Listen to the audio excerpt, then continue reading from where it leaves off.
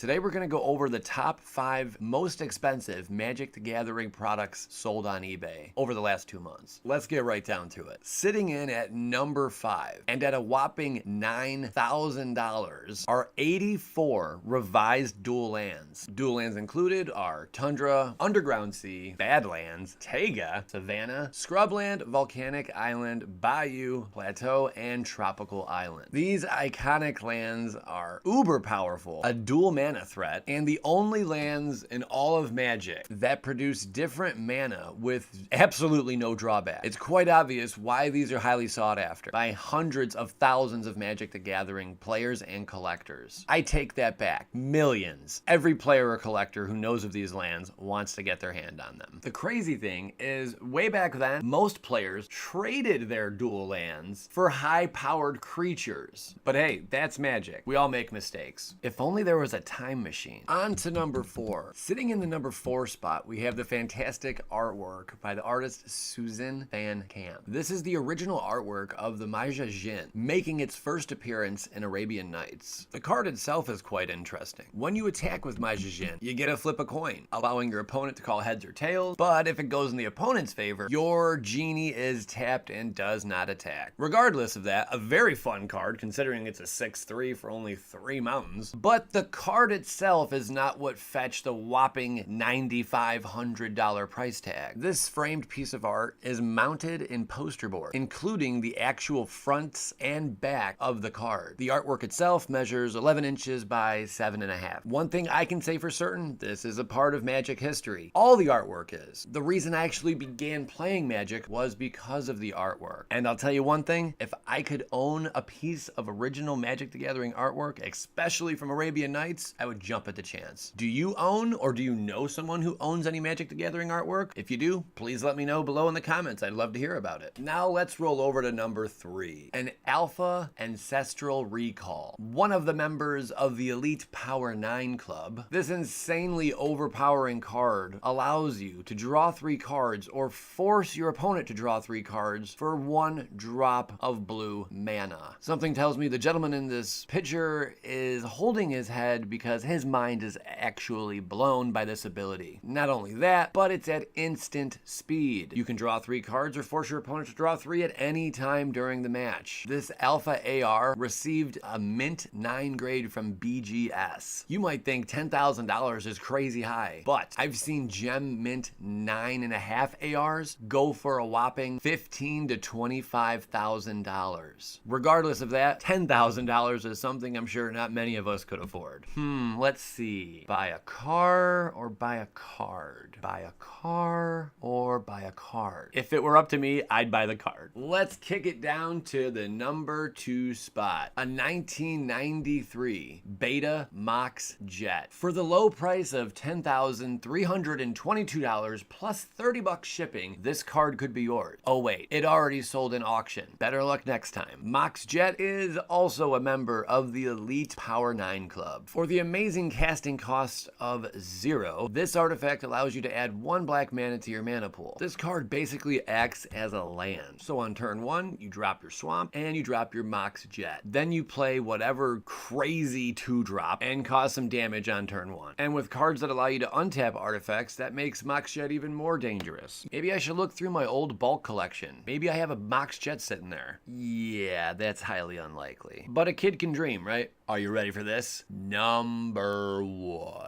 A 1994 sealed booster box of Antiquities. Using the buy it now or best offer feature, someone made an offer of $11,000 and took this box home. Antiquities is the second Magic the Gathering expansion set. It was the first set to have a backstory unique to Magic that explores the mythos of the Magic universe. This story is most about the brothers Urza and Mishra, who are inseparable at first but become sworn enemies over the finding of 2 power stones. Side note, Urza is my favorite planeswalker. This set was created by a group of students at the University of Pennsylvania that helped Richard Garfield design the original game. Mechanically, Antiquities revolves around artifacts. Only 35 of the 85 different cards are colored. The remaining 50 cards being artifacts are lands. Some notable staples: Mishra's Factory, Mishra's Workshop. Basically, the Urzatron lands came from this set. Well, that about wraps things things up here. Is there any piece of Magic history you hold dearly? Something with a high price tag, something rare, something misprinted, even something of sentimental value? I'd love to hear about it in the comments below, and make sure to hit that like button. It helps out a lot. I'll see you guys next time on MTG Evolution. Thanks for watching.